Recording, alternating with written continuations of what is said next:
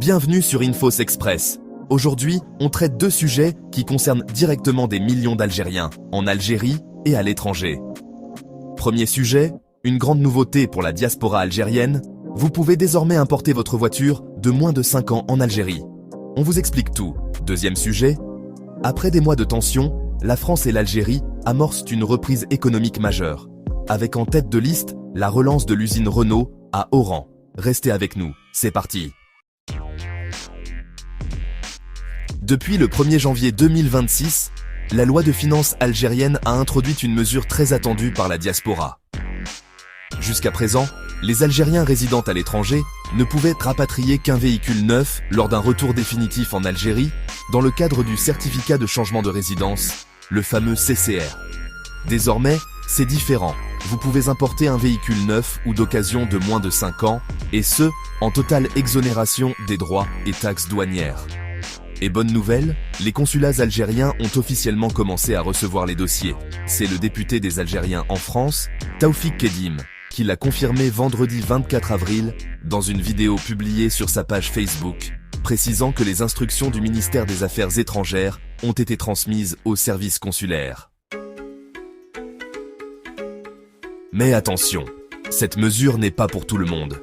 Pour en bénéficier, vous devez remplir 3 conditions cumulatives.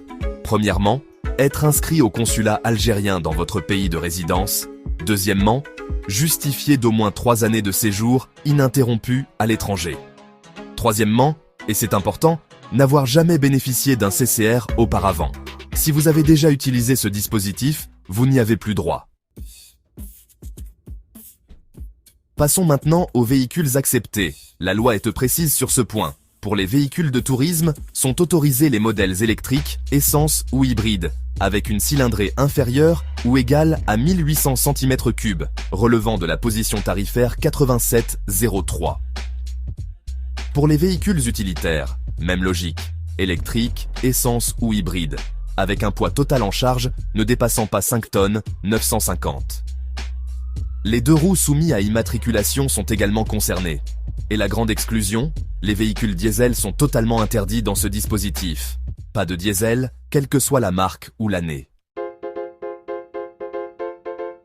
Changement de sujet maintenant, mais on reste dans l'actualité algérienne.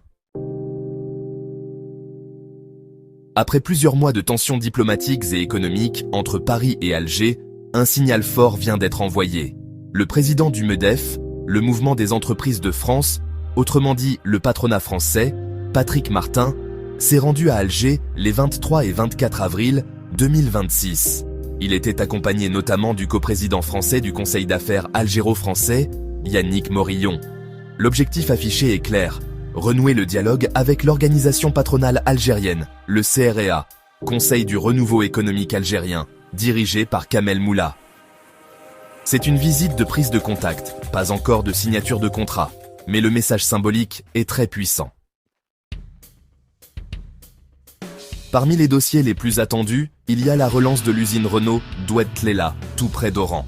Cette usine, qui est capable de produire jusqu'à 75 000 véhicules par an, est à l'arrêt depuis 2020. Elle produit, ou plutôt produisait, la célèbre Sandero et représente un symbole majeur de la coopération industrielle franco-algérienne.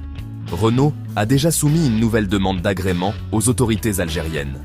Selon Michel Bizac, président de la Chambre de commerce et d'industrie algéro-française, le refus précédent n'est pas définitif. Il s'agit d'un refus motivé, avec des réserves que Renault doit lever. La principale condition posée par Alger, c'est que le constructeur fabrique la carrosserie en Algérie, ce qui nécessiterait un investissement colossal de l'ordre de 800 millions d'euros. Le dossier Renault n'est pas le seul sur la table. Le programme de cette visite économique inclut aussi des discussions sur le développement du groupe CMA-CGM en Algérie.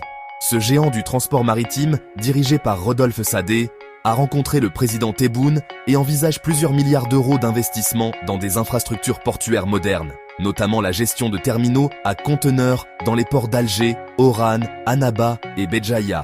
Une ligne maritime Marseille-Oran est même à l'étude, avec à la clé plus de 2000 emplois directs potentiels.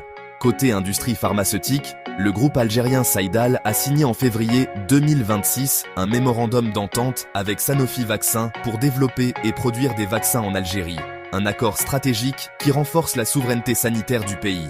Quant à Lezieur, déjà bien implanté dans l'agroalimentaire algérien, sa présence illustre le potentiel d'investissement français dans ce secteur.